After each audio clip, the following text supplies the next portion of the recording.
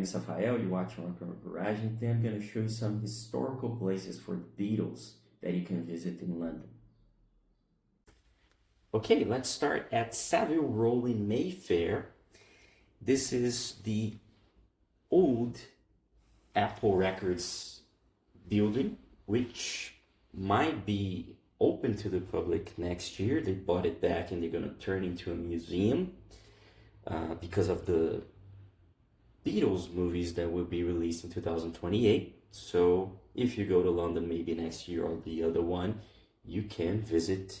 But when I was there in 2026, it was closed, so I could only go outside. And as you can see, it's pretty much the same as it was in 1969 when they played there for the last time. You can see this blue plaque. And there are, just like at Abbey Road Studios, people write in the walls. So you can see by the door all these messages like, I love George. People write from where they are from. And you can see this blue plaque saying, the Beatles played their last live performance on the roof of this building, 30 January 1969. So this is at Mayfair. And after Mayfair, if you want to take a little walk, you can go on foot to Soho, which is probably the most important London neighborhood for music, since most of the great British bands play there in the 60s especially. And at Soho you can see Regent Sound Studios, where the Rolling Stones recorded some of their first records, where Black Sabbath recorded their first two albums. You can see Denmark Street, which was one of the most important streets for music in London at the time, since it was the headquarters of many record companies. So I already did a video showing a lot of Soho, so you can see everything. Ziggy Stardust's a place where the photo of David Bowie's Ziggy Stardust album was taken, and many other famous places like the Marquee Club, where the Beatles saw many other important acts playing there, especially in the 60s. The Marquee Club doesn't exist anymore, but the entrance is almost the same, so you can go there at Wardour Street.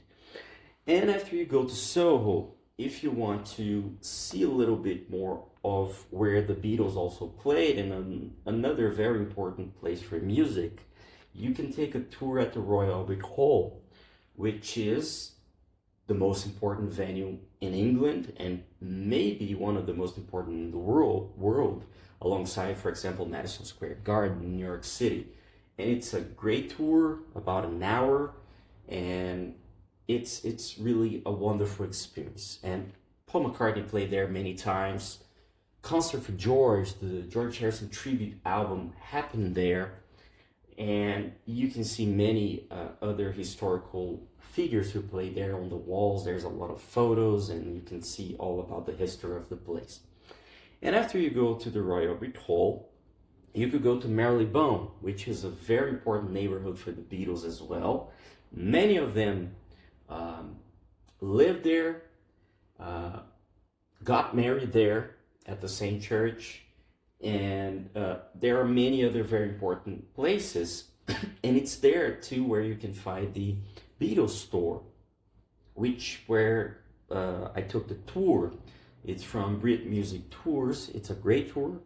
You get a guide and you walk around the streets of Marylebone, and then you finish at Abbey Road. So it's a really good, cool tour.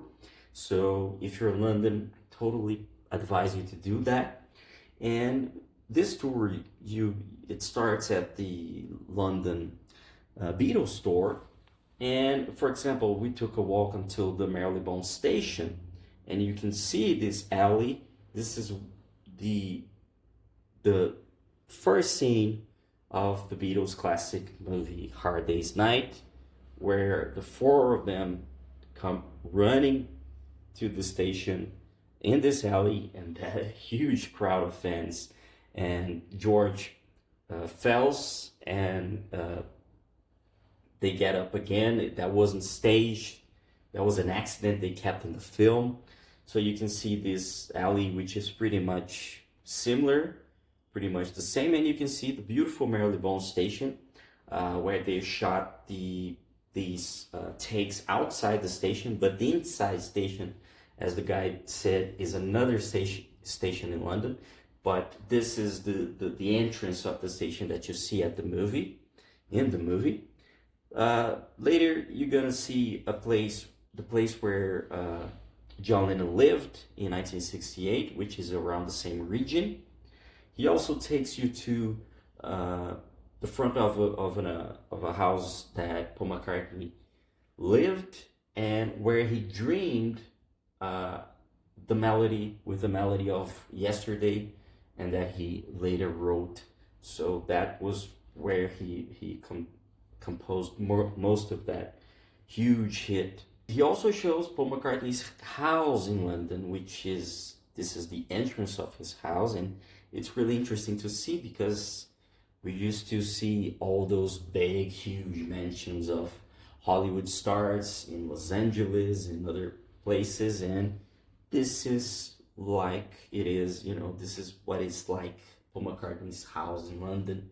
So you can see that the architecture, and it's pretty simple from the outside, pretty much like most houses on this street. It's close to Abbey Road, so you go there and then you can take a walk to Abbey Road, and which is the end of the tour. And sadly, you can't get in Abbey Road, just outside of it. You could leave a message, people write on the walls, so you can leave a message there, and obviously you can take you can cross the zebra crossing. Also, another cool thing to do is to go to the Abbey Road store, right on the right side of the studio. You can access the store where you can buy a lot of Beatles memorabilia, but also stuff about merchandising, and a lot of stuff from other bands that are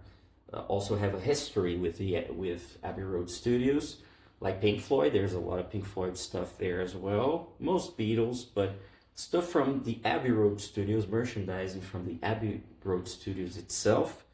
So this is pretty much most of what you can see in London related to the Beatles, because obviously the Beatles were from Liverpool. You can see a lot there, but like every British band from the 60s, if you wanted to make it, you had to go to London, because that's where the studios were, that's where you could record an album and promote it, and etc., where you could be seen, and where the record industry was at the time in England. So the Beatles started in Liverpool, but they became really the Beatles, recorded all of it in London. So there are many important places for the Beatles in London besides Abbey Road. And that's it. If you want to see more, please go see the video I did about Soho. There's also a video about Battersea Power Station, which is the cover of Pink Floyd's Animals. There's also the pub where Iron Maiden started. There's also landmarks for Black Sabbath in Birmingham. So don't forget to watch these other videos here in the channel. And please like the video, leave your comment, and subscribe. Thank you for watching, and I'll see you later.